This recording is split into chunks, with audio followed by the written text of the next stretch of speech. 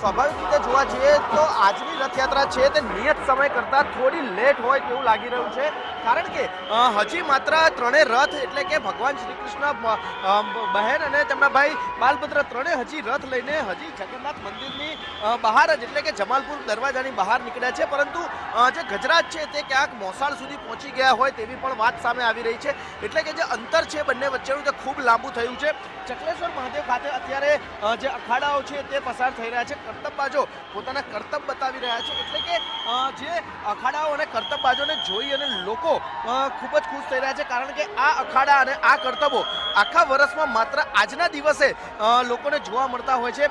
ખાડિયા ખાતે અત્યારે જે આ કરતબબાજો કરતબ કરતા કરતા પસાર થઈ રહ્યા છે, સાથે જ ભક્તિમય માહોલ એટલા માટે જોવા મળી રહ્યો છે કે લોકો પોતાના માથે ભગવાન જગન્નાથજીની પ્રતિમા સાથે પણ અહીંયાથી અખાડાઓની વચ્ચે પસાર થતા જોવા મળી રહ્યા છે, એટલે કે અત્યારે જે ખાડિયા વિસ્તાર છે તેની વાત કરવામાં આવે તો એક બાદ એક અખાડાઓ પસાર થઈ રહ્યા છે, લોકો પોતાના કરતબ બતાવી રહ્યા છે, તો બીજી તરફ ભક્તો છે તે આતુરતાથી ભગવાનના એક ઝલક જોવા માટે, એક દર્શન માટે વહેલી સવારથી જ અહીંયા ભીડ લગાવીને રસ્તા ઉપર ઉમટી પડી છે।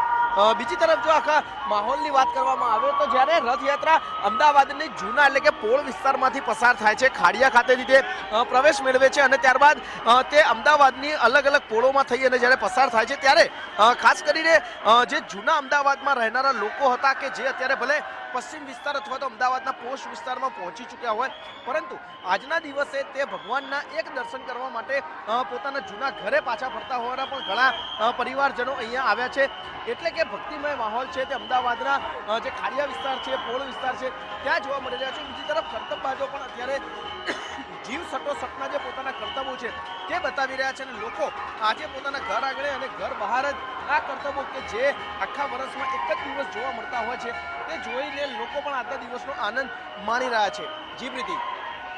બિલકુલ, એટલે કહેવાય ને કે નિયત સમય કરતાં મોડી રથયાત્રા ચાલી રહી છે અને કહેવાય ને કે ભક્તિનો ભાવ જ એટલો છે, ભક્તોની ભીડ એટલી છે કે ધીરે ધીરે રથયાત્રા આગળ વધી રહી છે અને તમામ લોકોને ક્યાંક અત્યારે કહેવાય ને કે દર્શનનો લાહવો મળી જાય તેવો પ્રયાસ કરવામાં આવી રહ્યો છે। સૌથી વધારે તૈયારી ક્યાં ચાલતી હશે? બિલકુલ, આપણે સાચું વિચાર્યું, જ્યાં મામેરું કરવાનું છે, કારણ કે ભાણેજ આવી રહ્યા છે ને આ તો મોંઘેરા ભાણેજ કહેવાય કે જ્યારે આવી રહ્યા છે, ભગવાન આવી રહ્યા છે। દિવ્યા મારી સાથે જોડાયા છે। દિવ્યા, સરસપુરમાં કેવો માહોલ જોવા મળી રહ્યો છે? કારણ કે આગતા સ્વાગતા ભક્તો તો કરી રહ્યા છે, પણ જો મામાનું ઘર આવે ને ત્યારે વધુ જ આગતા સ્વાગતા થાય, એકદમ મોંઘેરા મહેમાન આવી રહ્યા છે, ભાણેજ આવી રહ્યા છે, કેવી છે તૈયારીઓ ત્યાં?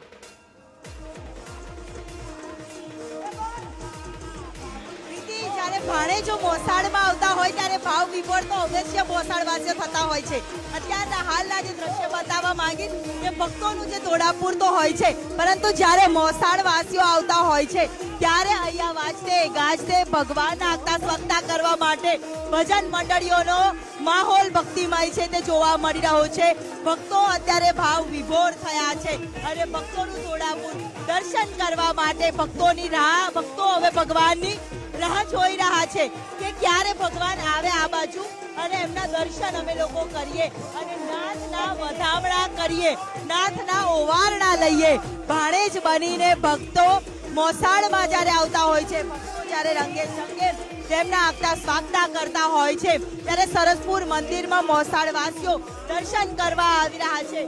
સીધા જે દ્રશ્ય અહીંયા જોવા મળી રહ્યા છે, એક તરફ ભજન કીર્તનનો નાદ, બીજી તરફ મોસાળમાં ભક્તોનું પૂજા, મોસાળમાં ભગવાનના આગમન પહેલા જે મોસાળવાસીઓ તરફથી પૂજા અર્ચના છે તે કરવામાં આવતી હોય છે। ભગવાનનું મોસાળમાં ભાણેજોના આગતા સ્વાગતા કરવા માટેની જે પૂજા વૈદિક મંત્રોચ્ચાર સાથે કરવામાં આવતી હોય છે તે તમામ આભૂષણો, તમામ ઘરેણાના પૂજા અર્ચના છે તે મંદિરમાં કરવામાં આવી રહી છે। યજમાન પરિવાર જે દવે પરિવાર છે તેમને વર્ષોથી રાહ જોઈ હતી કે પોતાને આ મામેરાનું કરવાનું એક સૌભાગ્ય મળે અને એ જ સૌભાગ્ય સાથે ભક્તોનો મેળાવડો પણ અહીંયા જોવા મળતો હોય છે, મોસાળવાસીઓનો પણ મેળાવડો અહીંયા જોવા મળતો હોય છે।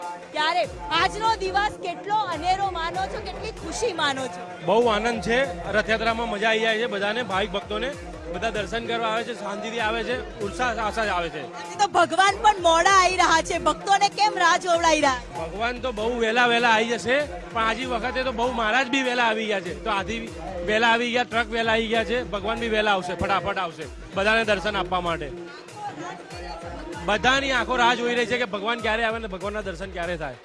ભક્તોની સાથે સાથે ભગવાનની પણ લોકો રાહ જોઈ રહ્યા છે. હજી ભગવાન ક્યારે આવશે એની આતુરતાપૂર્વક સરસપુર વાસીઓ રાહ જોવે છે. કેટલી આસ્થા તમારી? બહુ જ આસ્થા છે. એટલા માટે અમે છેક પહેલા બોપલથી આવ્યા છીએ દર્શન કરવા માટે. અમે આ આસ્થા આજની નથી, આ હજારો વર્ષો પહેલાંની છે અને ભગવાનનું આ મોસાળ જ કહેવાય. એટલે ભગવાનના મોસાળમાં આપણે બધા ખૂબ જ આતુરતાથી એમનું સ્વાગત માટે અમે એ 12 વાગે આવે, 12:30 આવે, 1 વાગે આવે, એની કોઈ પરવા કર્યા વગર સવારથી ભક્તો આવી જતા રહે છે. ભગવાન પ્રીતિ ભલે મોડા આવે પરંતુ ભક્તો છે તે આતુરતાથી રાહ જોતા નજરે છે તે પડી રહ્યા છે. ઉમંગ ઉત્સાહની સાથે ભક્તો આજે ભાવ વિભોર થયા છે. આજનો ઘડી રઢિયામણી લાગતી હશે. આજનો એ દિવસ આવી ગયો છે. ભગવાન ક્યારે આવે અને ભગવાનને મામેરું સોંપીએ. કેટલી આતુરતા? બહુ જ આતુરતા છે. મતલબ અમને બિલીવ નથી થતું કે આજે રથયાત્રા ફાઇનલી આવી ગઈ છે અને અમે પૂજામાં અમને બેસવાનું એ સૌભાગ્ય પ્રાપ્ત થયું છે. અમે બહુ જ વી આર સો થેન્કફુલ કે અમને આવો ચાન્સ મળ્યો અને આઈ થિંક આનાથી વધારે અમારે કંઈ માંગવું જ ના જોઈએ ભગવાન સાથે. આજે તો ભગવાન પણ મોડા આવે છે, રાહ પણ જોવડાઈ રહ્યા છે. તો શું કહેશો, ક્યાં સુધી રાહ જોશો?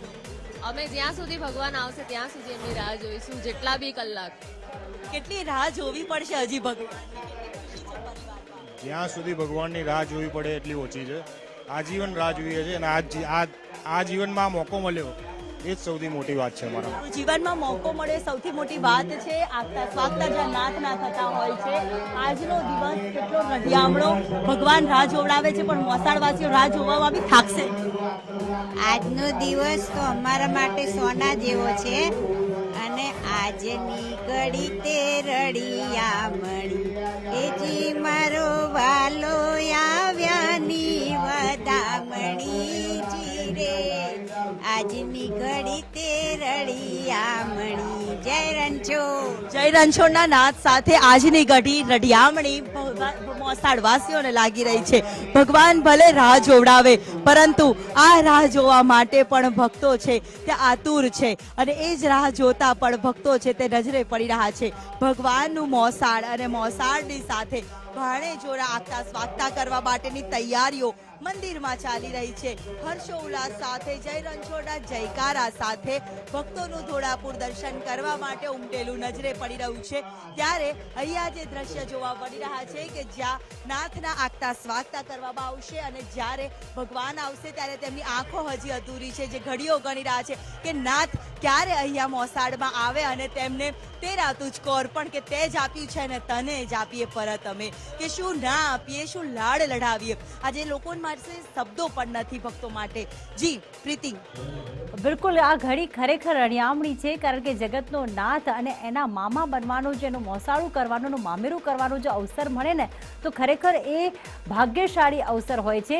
જમાલપુર દરવાજા જ્યાં રથ પહોંચ્યા છે ત્યાંથી અમારા સંવાદદાતા કશ્યપ જોડાઈ ગયા છે. કશ્યપ, હવે રથ જ્યારે જમાલપુર દરવાજા ખાતે પહોંચી ચૂક્યા છે અને કહેવાઈ રહ્યું છે કે ભક્તિનો ભાવ એટલો જોવા મળ્યો, લોકોના મેળાવડો અને દર્શનાર્થીઓ એટલા બધા જોવા મળ્યા કે સમય કરતાં રથ લેટ ચાલી રહ્યા છે. અત્યારે ક્યાં પહોંચશે આગળ જઈને અને કેવો ભક્તિમય માહોલ? શું દરેક લોકોને દર્શનનો લાહવો મળી રહ્યો છે ખરી? સીધા દ્રશ્યો આપને બતાડવા માંગીશ કે બીજો રથ છે તે આગળ વધ્યો છે. ભગવાન જે છે તે નગરચર્યાએ નીકળ્યા છે ને વહેલી સવારથી જ જે પ્રમાણે ભક્તો છે તે આતુરતાથી ભગવાનની રાહ જોઈ રહ્યા હતા અને આ બીજો રથ છે તે જમાલપુરથી કોર્પોરેશન તરફ એટલે કે ખમાસા વિસ્તાર તરફ આગળ વધી રહ્યો છે અને ભક્તો જે છે તેને દર્શનનો લાહવો જે છે તે મળી રહ્યો છે. ખલાસીઓ છે તે રથની સાથે ચાલી રહ્યા છે.